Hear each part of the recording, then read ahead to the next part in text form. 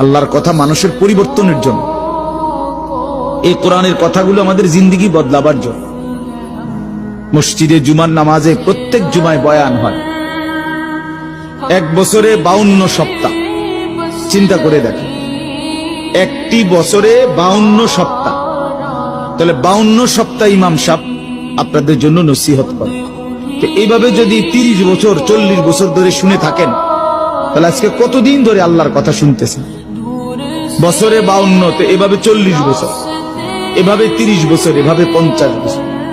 অথচ এত লম্বা সময় আল্লাহর কথা শুনবার পরেও এখনো মিথ্যা বলা ছাড়তে পারলেন না। এত লম্বা সময় আল্লাহর কথা বলা শুনবার পরেও বিড়ি সিগারেট খাওয়ার অভ্যাসটা ছাড়তে পারলেন না। এত লম্বা সময় আল্লাহর কথা শুনবার পরেও চা দোকানের আড্ডা বন্ধ করতে পারলেন না।